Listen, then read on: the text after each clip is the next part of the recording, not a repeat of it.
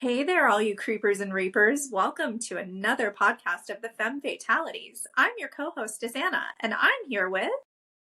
Hey, Grieflings and Frightlings, it's Margaret, and welcome to another cast. We are talking about a movie that I think Anna and I both, Anna, correct me if I'm wrong, we're really excited to come out. It's a newer movie, and sadly, I think we both were a bit disappointed in this movie. We wanted a horror movie, and we got a cute rom-com with some horror. Anna, what are we talking about today? We are talking none other than Lisa Frankenstein. And I'm very excited to talk about this. Personally, I really enjoy a lot of Diablo Cody's works. We've talked about Jennifer's Body before on the podcast. And I think this is a little bit different. It's a bit of a departure. If you grew up in probably the 80s or 90s, you watched films like Beetlejuice, Heathers, those sorts of movies. So I feel like in a sense there's a bit of a nod to those genre of films. Definitely dark comedy. In terms of triggers, before we get too started, so of course there's fire.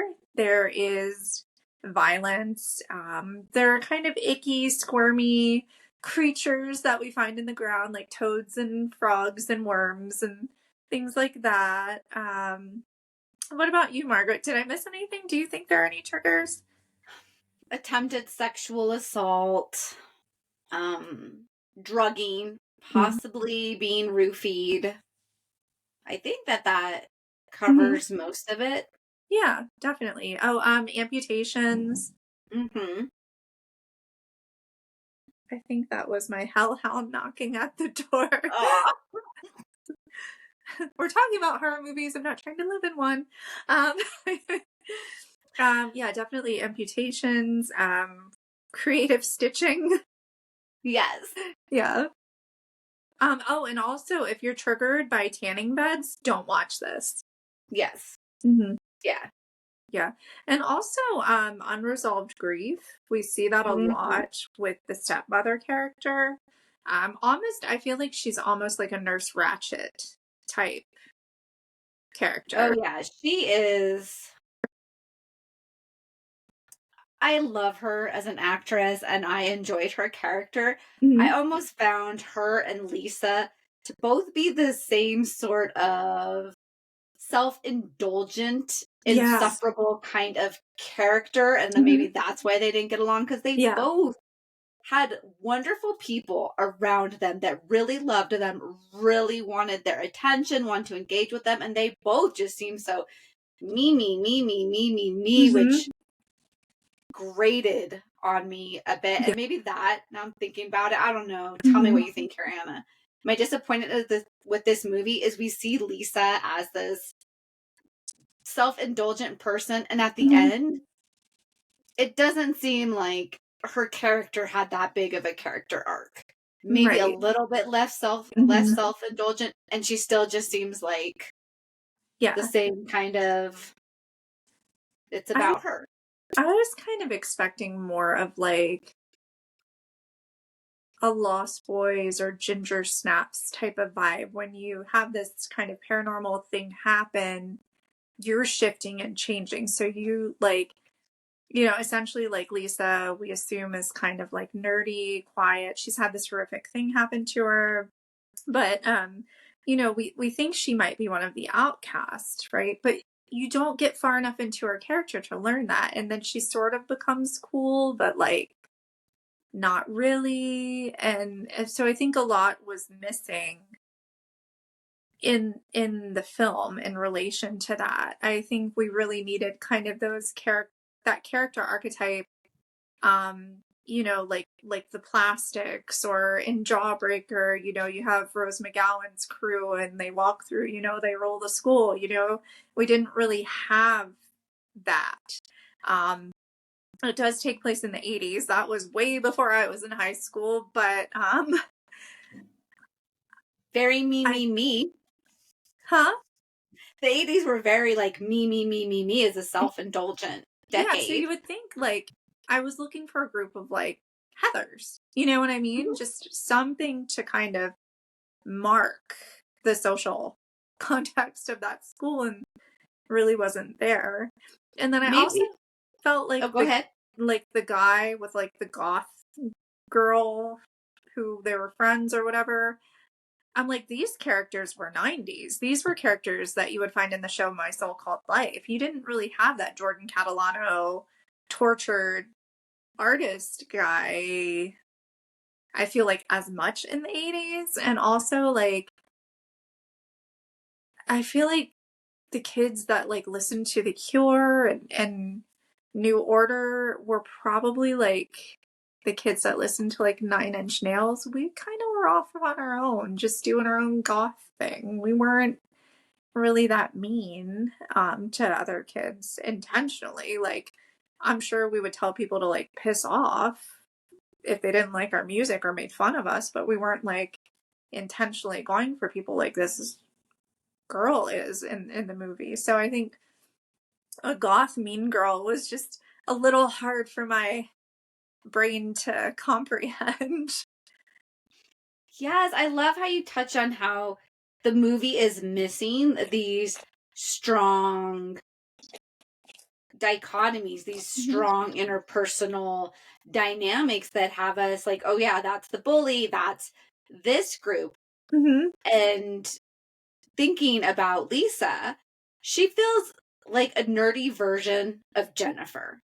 Yeah. And I know Diablo Cody has said this is in the same universe, but here we have these two strong female leads, Mhm. and their character arc is going nowhere. And the people around them, Yeah. I would say Jennifer's body had more of it Mhm. than Lisa Frankenstein, like Lisa. But you're right, like how we didn't have, because in Mhm. the 80s and the 90s, the mean girls were the Yeah. preppies. They were the, and so we Mhm. have her stepsister who's the popular girl and she's Yeah. really nice and her friends are kind of mean girls. And I think you just summed it up. There wasn't enough character development for us to be like, ooh, Mhm. yeah, this is where we're going in Yeah. this. Like, we didn't have the recognizable group dynamics that we were Mhm. expecting. And I mean, I would say even really probably to like maybe the 2000, like the early 2010s, I feel like we still had those groups in schools. You knew kind of who was popular, you knew who to stay away from if you were in whatever else, those sorts of things. And um luckily, I hope that's changed. At least what I see from my school age relatives, it seems like it's gotten a little bit better, except that's the in-person part. We didn't have to deal with all the cyberbullying. um you know in the days of dial-up and the first days of getting our little Wi-Fi cards that we plugged into our computers, it was quite different. But yeah, it's you're the dynamics just aren't there. And maybe we're skewed because we grew up watching these movies that had so many dynamics. I mean, I even remember being, I guess, in middle school, maybe high school, when Romeo and Michelle's high school reunion came out, and you had the that group of mean girls, and they grew up to be mean women. And um, I think I just came in with that sort of expectation. Yes. And I think you're touching on two. So we have Lisa and we have this 80s, 90s kind of Hmm. vibe. And if we go to 80s, 90s films, then the monster, he would have been like Ducky from Yeah. Pretty in Pink. And he definitely had that persona. He didn't Hmm. have the balance. We could say, like you said, the brooding, Hmm. whatever, artsy guy that Yeah. kind of just felt like he was not quite in the right decade for Hmm. his role.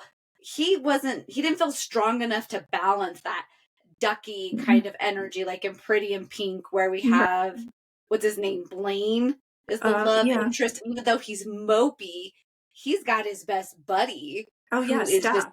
un- yeah, Dude, unlikable.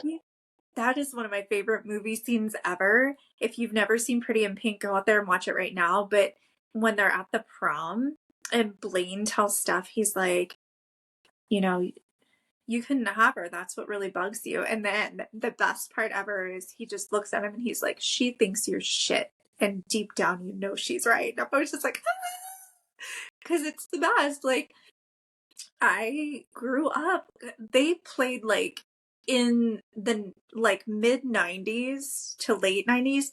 They played like every John Hughes movie in my sociology class. Like, yeah, in high school in sociology, we watched John Hughes a lot. Like, and I'm talking like late 90s, early 2000s, but it was like studying social dynamics. And also, like on cable, that was all that was on repeat.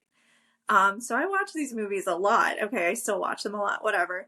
And it's just that was like, yes, yes, yes. But yeah, we don't have those.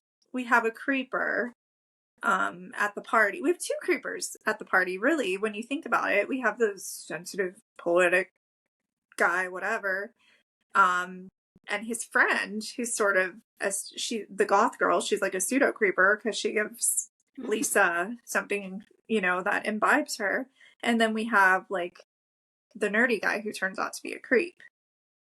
Yeah, and that nerdy guy should have been Ducky. Like he should have been like, the nerd from class who's like, let me help you, and actually does help her. But I guess that didn't really go along with the plot of the movie. So I and I think like you're touching on it. These characters, as we're talking, I feel like mhm.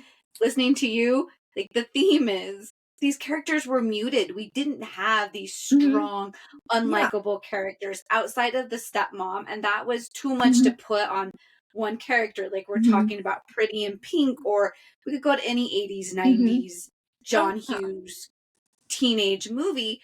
You had strong, unlikable characters, or I'm Mhm. even thinking of Breakfast Club, where maybe the one unlikable character is the principal. Yeah. You still had these like dynamics where people Mhm. were clashing, and this Yeah. movie, other than Lisa and her stepmom, was just kind of missing this Mhm. conflict. Yeah. I felt that a movie Yeah. needs. And there's not this pivotal like one action that's super wrong that sets everything else into place. Like, and to kind of go back to like the 80s genre of movies, which I don't, this is not a John Hughes film, but it's once again a movie I used to watch all the time as a kid. Um, I think my mom was breeding a feminist and she didn't even realize it. Just I remember once again it was on TV all the time in the 90s, The Legend of Billie Jean. And the kid's like her sort of friend but not really friend. This kid, he's a teenager, his dad's a complete creep, and he finds pictures that he took of Billie Jean sunbathing, and he's trying to sell them. They're trying to get their money back for the moped that the kid destroyed, so they're gonna like do that. And all of this starts everything else in motion, like their little crime spree, everything. But you have Yes. this whole plot and you have these characters that you can easily identify. And it's just that's not established in Lisa Frankenstein. I love how you bring that up, how we don't have the catalyst Mm-hmm. event that gets Yeah, everything. there's no origin story. Yeah. No, and you would think it would be the murder, like her mom's Mm-hmm. murdered. She witnesses Yeah. it. So we have this really strong catalyst event Mm-hmm. to set the story, but that theme is not carried out like in the legend of Billie Jean. Or I was Mm-hmm. thinking River's Edge, Yeah. early, early, early Keanu Reeves. Keanu Mm-hmm. Reeves, yeah, in it. And it's the death of their friend that Yeah. sets everything Mm-hmm. in action. We Yeah. don't, and it's carried through. We Mm-hmm. Yeah. Or 16 even Candles, like, Pretty in Pink, The yeah, Breakfast Club, they all have these Stand By Me. I themes. mean, even Some, creeping like into mhm, the more horror genre, Stephen King, Stand By Me. Like you yes, have, origin stories. It's very, I would say to you and I, it is extremely important to have an origin story, and learn where our characters stand, and kind of see these dynamic changes and shifts and what yeah, causes all of these different behaviors. The movie, though, it was cute. I loved the fashion. The music was the great. music. Yes, It's a lot loved of the fun. music. It was, yeah. Yeah, and I just I thought some of it was predictable. I didn't really like, I can see the coming into your own portion as a teenager, but I think that the sexualized dynamic was very strong. Um, and I think that for me, Lisa romanticizing about the creature, you know, she reads poetry at his gravesite, she hangs out in the cemetery. She's looking for someone who understands and relates to her. And I think at some point it changes into more of a hypersexual, like teenage hormone driven dynamic. I just wish that there would have been more to the like, I get you type of dynamic, because at the end of the day, I think that's all any of us want, no matter what our age, is to be Yeah. understood. And that's what she wanted, like you're touching on, like that's what she wanted from the creature, and that's what he gave to her. Mm-hmm. And then she totally misses that he's meeting her needs. He just Mm-hmm. sees her, he gets her. He is Mm-hmm. definitely a ducky. And so Yeah. now she wants to go after the cute Mm-hmm. poet, oh, mysterious Gross. guy Yeah. who, yeah, Mm-hmm. it missed the mark. And like you said, then Yeah. and then it went into two women having conflict over A guy. a guy and a character that did not, I don't know about you, but that did not fit for No, that it didn't. And I, character. I Yeah. yeah, and I feel like too, like her stepsister Taffy, like I really do think she was so naive and innocent that she's like, oh, he really likes me. But like we all know he was just trying to get a little something something from her. But Mm-hmm. you know, I think that Taffy was just super naive. And yeah, it just turned into like girl fight over a guy, which I don't think Yeah. any of us want to see. Like, I don't know. It just Because bummed again, me all out. the stepsister wanted too was love and Mm-hmm. family, and she's just Yeah. pouring herself into Lisa and her Mm-hmm. father, really trying to get her Yeah. needs met. Maybe it would have been better if in the end she had ended up with the creature. They fell That would have better match. actually, it probably would have been a better match, honestly. And I think, like, too, you know, I would have much rather seen the creature rip the guy's heart out and then give it to Lisa, like, you know what I mean, as some sort of symbol of love and care. Um, but yeah, I mean, even at the end, like Taffy is just still so optimistic, and she's like, you know, I'm sorry you died, Lisa.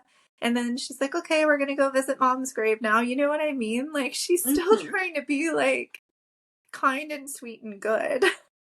Yes. Mhm. Yeah, And I agree. yeah, and then I'm kind of like, of course, like the adult in me and reality sets in at the end where like the creature's there and Lisa's there all bandaged up. And I'm like, okay, well, if you've brought her back to life through the magic tanning bed situation, how are you guys going to survive? Where are you going to live? What are you going to do? What's life look like? You know what I mean? Um, I thought that exact same thing. I was like, okay, so where are we yeah, like what next? going from here? Yeah. Yeah. So, I Yeah, mean, it I didn't think give it enough was, closure. yeah, it was cute. I definitely think for me, it's a one and done.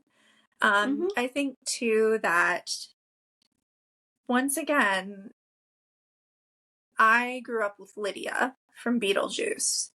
So, like, someone who's attuned and akin to the darkness. And I've studied her character extensively. In grad school, I wrote reports about that movie, you know, and um, maybe my expectation was just on a different plane than what I should have had it for the film. But it was cute. Like it's a decent watch. It's kind of predictable.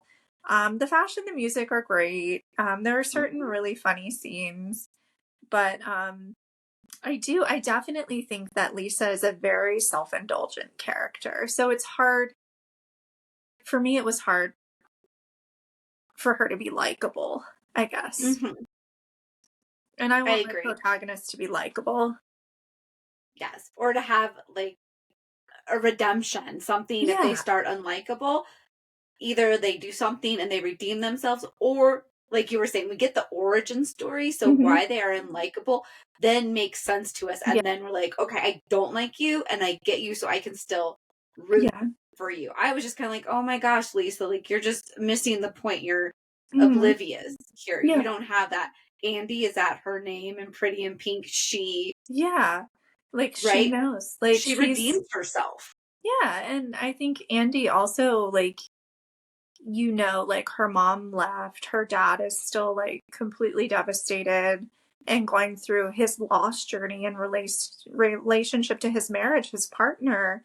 He's now a full-time dad. He's probably had to be the primary caregiver for Andy the whole time. But Andy works, she's got her own car, she's doing all these things, she's getting a scholarship. She recognizes the world around her and how unfair it is. She knows She's that relatable. yeah, like she knows she's around all these Richies, you know what I mean? Like, yeah, I mean, I think she's extremely relatable and she's one of my favorite probably characters of any movie. Oh yeah, I Just agree. I related to her as an yeah, adolescent. I was yeah. like, I totally understood being a Hmm. poor kid, wanting to hang out with the Richies, wanting to have what they have, and Hmm. then being disenchanted Yeah. with them.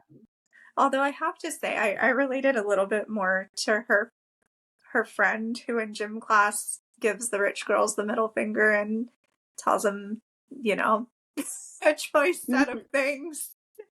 I was definitely not as calm during my adolescence. Definitely more outspoken and vocal, but it with age comes wisdom and ease. But Yeah, yeah, it's a great movie. Actually, also her boss at the record store. I just thought she was like the loved coolest her. grown up. I was like, I want to grow up and be just like her. She's so effing awesome. Yes, Hmm. Yeah. But yeah, we yes, we definitely my suggestion for the next film in this universe of Jennifer's Body and Lisa Frankenstein is to have uh, more character dynamics, some backstory, not like the mystery. Like, we know Lisa's mom was like hatcheted to death, but then it's like, well, who did it? You don't hear anything else about it. I mhm, think it would have been cool to have that backstory playing. So, like, weird things are happening. You don't know if it's Lisa and the creature. You don't know if it's like the hatchet person. You don't know. And I think that would have made it a lot more fun. yes. I agree. Something there that gave us Mhm. just a little bit more meat. Yeah, totally. I have to ask, who do you most relate to in the film? I'm gonna have to go with stepsister. Just trying to be positive and looking out for people and trying to connect people and yeah. How about you? I'm right there with you. I like Taffy, and especially like when she gets out of the car after they park and she's covered in blood and she just kind of walks and she's like, oh, oh, and just like all this stuff has just happened. She's in shock, and then later on, she's just back to herself, trying to make the best Mhm. of the situation. The eternal Yes, she's optimist. yeah, like Yeah. I love that about her. Hmm. She's just optimistic and Yeah. showing like bad things can happen and you can still heal from them. Hmm. Yes. So Yes. that's our 2 cents about this movie. If you listeners have seen anything similar or know anything that's coming out or have any other suggested movies in this arena for us, please let us know. Hey, they all can't be bangers, they all can't be No. winners, and that's okay too. Sometimes part of the fun of watching, particularly horror or dark comedies, is when they don't turn out to be as expected. Then you have plenty to talk about, and usually it gives you a good laugh.